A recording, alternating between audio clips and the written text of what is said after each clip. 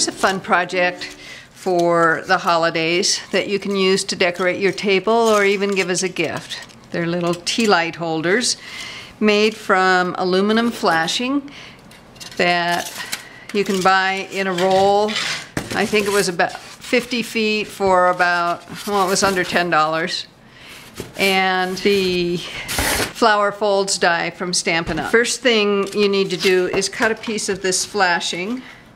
And I have some tin snips here, and I'm going to cut a 9-inch long piece. And you want to be really careful. You could even wear gloves if you want, because the edges of this flashing are really sharp, and you might end up with a band-aid on your finger like I've got. Then I'm going to make a sandwich with the die. Now, every big shot is different, and you may have to experiment with the right thickness for your machine.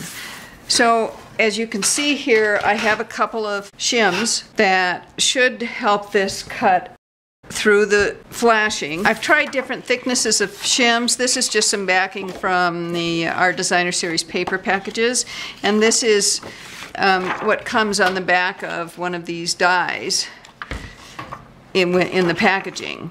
And I found that 2 of these for my machine is too thick. You could hardly run it through at all. And 1 layer, there are areas that just don't cut through in these corners of the flowers. So I'm going to try adding this thin piece of plastic under there and see how that does. Then my die goes on top of that, the metal on top of that, and then the top cutting pad.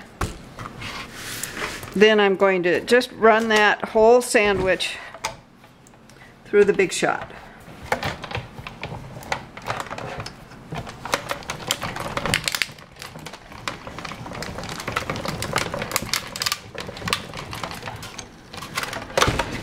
And the great thing about cutting these with a big shot is that while the edges are sharp when you cut it with the snips,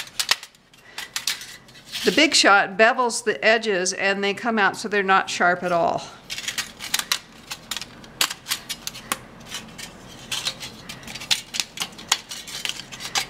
Now, if I've got any that where this just didn't cut through very well, I can just take my craft knife and help cut the rest of it out. And then I'm going to take the smaller flower and run it through an embossing folder. I've got the finial press folder and the Petals of Plenty, and both of them work very nicely for this project.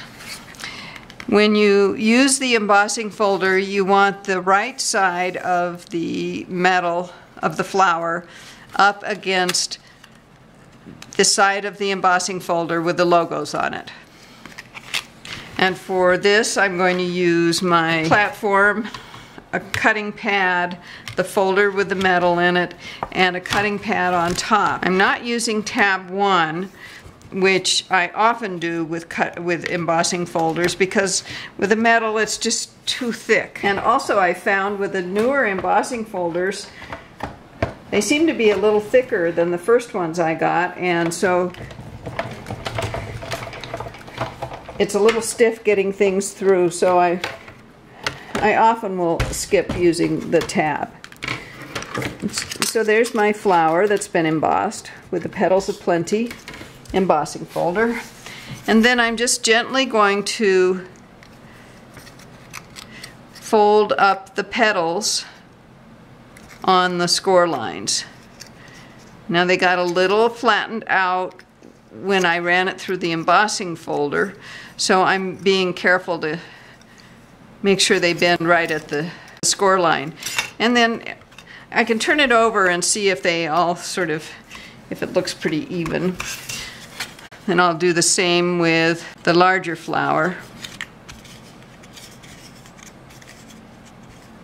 Then I'm going to put them together like this.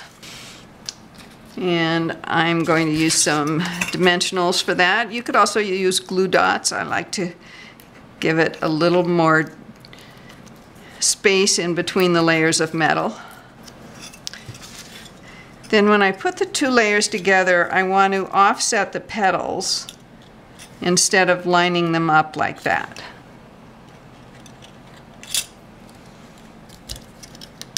And then I can adjust the petals if I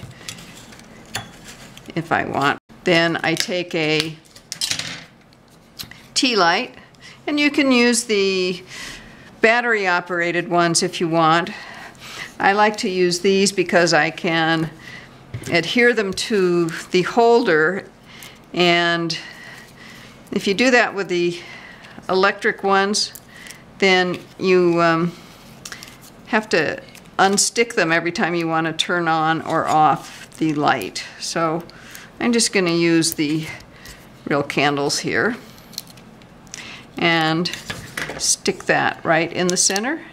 And there is a sweet little tea light holder. I hope you enjoy making this project in your studio. For more inspiration and instruction, be sure to visit my website, www.stampingmadly.com, and the Mad Stamper YouTube channel. Happy stamping!